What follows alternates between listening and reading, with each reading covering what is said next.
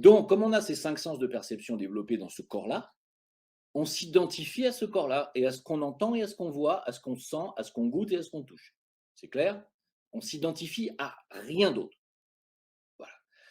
Donc vous pensez tout voir parce que vous avez les yeux ouverts et que vous voyez très bien les couleurs, vous voyez très bien les fleurs, le ciel, vous pouvez toucher votre main, vous pouvez sentir les odeurs, vous pouvez entendre les sons, vous pouvez goûter, avoir, un système gustatif développé et vous pensez donc que vous êtes omniscient parce que grâce à ces sens, vous pouvez appréhender tout l'univers. Faute, faute grave, parce qu'avec vos yeux, en réalité, vous voyez Walou. C'est-à-dire que vous voyez, mais je ne sais pas, 1% de ce qui est visible. On est aveugle avec ce corps-là. Ces yeux-là nous permettent de voir extrêmement peu de choses. Et c'est le problème de la science, qui ne s'en remet qu'à ce qu'elle peut démontrer et à ce qu'il y a de tangible. C'est bien le problème de la science. Euh, Par exemple, si j'ai déjà expliqué ça, mais si on s'en remet au spectre lumineux, quel est le spectre de la lumière? Vous le connaissez, hein, spectre lumière visible, par exemple.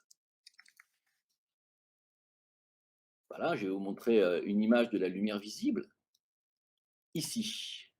Vous voyez là, ici, là? Alors, de ici à là, ce sont les longueurs d'onde, n'est-ce pas?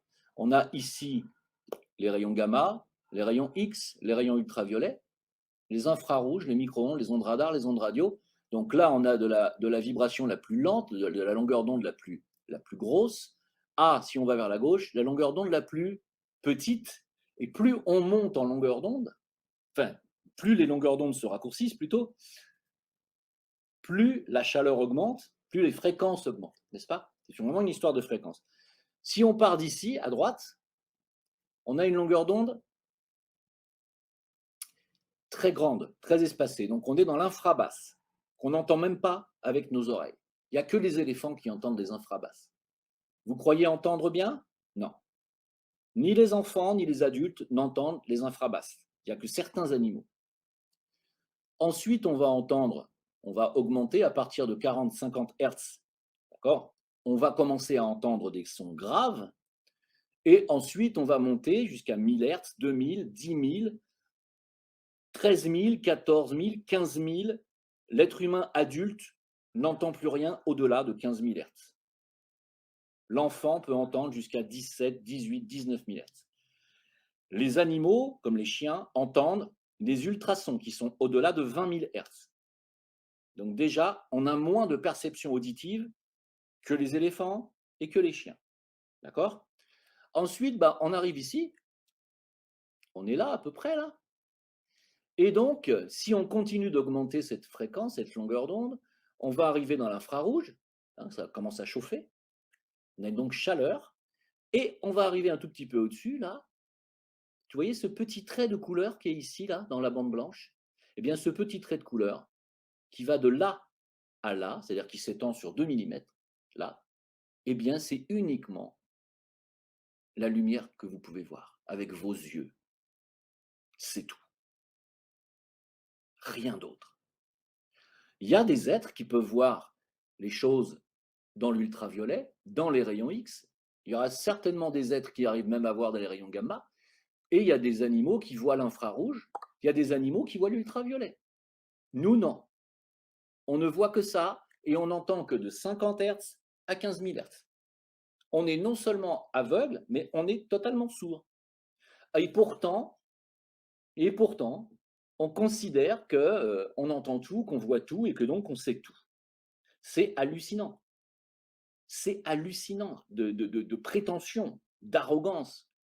On ne voit rien et on n'entend rien avec notre corps physique. On entend très peu et on voit très peu. Ça, il faut bien partir de cette base-là. C'est hyper important, mes amis, parce que si vous voulez avoir accès à la vision éthérique, c'est-à-dire si vous voulez voir ce corps éthérique, donc ce corps d'énergie qui est à l'intérieur de nous et qui émet lui aussi une radiation. Cette radiation, c'est le prana. Cette radiation du corps éthérique va s'étendre environ de 2 à 3 cm maximum au-dessus de votre corps physique. Si vous vous mettez sur un fond noir avec une lumière assez tamisée et que vous arrivez à faire la mise au point et que vous vous entraînez, vous allez finir par voir effectivement l'aura éthérique, c'est-à-dire la radiation qu'émet ce corps énergétique qui est à l'intérieur du corps physique. Certains vous disent, mais non, mais c'est normal, c'est la chaleur du corps. Ben, mes amis, la chaleur du corps, une partie de la chaleur du corps, c'est le prana. Et au-delà du prana, il y a la radiation émise par le corps éthérique. Ce que vous ne voyez, ce que vous allez voir, ce n'est pas le corps éthérique lui-même, mais vous allez voir sa radiation, son aura. Et ça, pour ça, il faut s'entraîner. C'est-à-dire, il faut se mettre sur un fond noir ou un fond blanc et mettre une lumière assez tamisée. Et là, vous allez finir par non plus focaliser sur le corps, mais focaliser sur le fond, et vous allez voir qu'au bout d'un moment va apparaître un petit halo gris clair autour du corps physique. Eh bien, c'est ce que vous allez commencer à faire, c'est développer votre vision éthérique. C'est-à-dire, non pas ces deux yeux-là, qui ne voient que le corps et le fond d'écran. Non, vous allez développer un œil qui est ici, n'est-ce pas? Qui est l'œil éthérique, voilà, et qui est obligatoire, qu'on appelle le troisième œil, et qui est obligatoire. Il faut développer ce troisième œil quand on est étudiant en occultisme et qu'on veut ensuite accéder aux initiations, c'est une obligation. Et c'est quelque chose qu'on développe par la méditation aussi, par le Raja Yoga, dont j'ai déjà expliqué, je ne vais pas revenir là-dessus ce soir. Donc, pourquoi je vous dis ça? Parce qu'il faut s'entraîner. C'est la vie d'un étudiant en occultisme, c'est-à-dire quelqu'un qui ne fait pas de magie, on ne parle pas de magie noire là, hein, ni de magie blanche, hein, on parle juste d'un étudiant qui essaie de comprendre qu'est-ce qu'il y a au-delà du visuel, qu'est-ce qu'il y a au-delà du physique, ou au-dedans. Hein. Ce n'est pas seulement qu'une histoire d'atomes, de molécules, de cellules, de chair, d'os, de sang, de liquide, etc. Ce n'est pas que ça. On est de l'énergie avant toute chose. C'est ce que j'essaye de vous faire comprendre.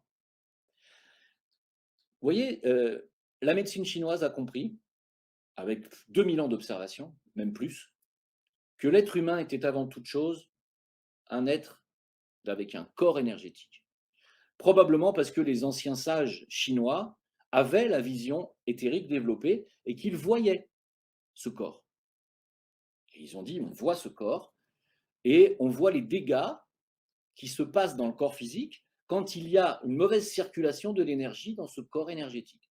Quand il y a mauvaise circulation de l'énergie dans le corps vital, dans le corps éthérique, il y a des répercussions sur le corps physique. C'est ce qu'on appelle la sédimentation.